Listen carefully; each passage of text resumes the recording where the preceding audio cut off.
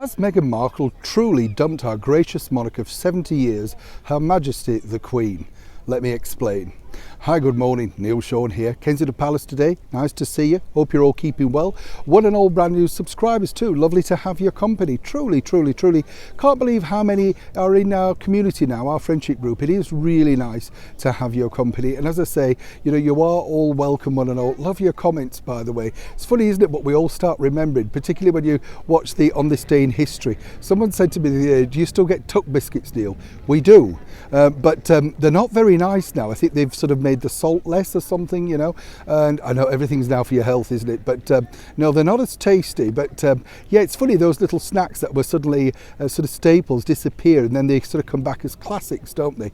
Somebody also asked me, Neil, what are jammy dodgers? It's a biscuit that I sometimes refer to as I have a snack filming around London. Jammy dodgers are sort of two pieces of biscuit with a bit of jam in it. Now, there's another one called jam rings, and that's got a bit of cream in it as well and a bit of sugar on top. I know none of them are good for you though.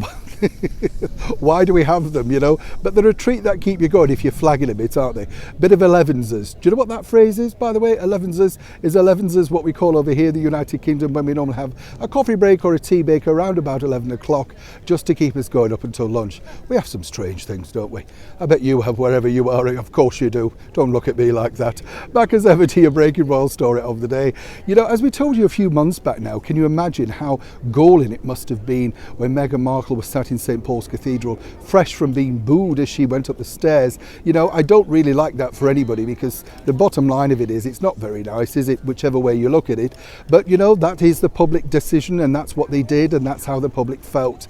But then there was a bigger humiliation as they entered, of course, St Paul's Cathedral for that service, because we saw later on Prince Charles arriving, blowing a kiss to Catherine, the Duchess of Cambridge. And as I told you before, this really is a situation because, Catherine has been very close, very good for William and Charles to get a further bond. I mean, they really are a tight-knit group now, and they have to be as the monarchy moves forward. Well, Meghan's now decided, really, if you think about it, that it's actually Charles that Harry and her should really be playing to.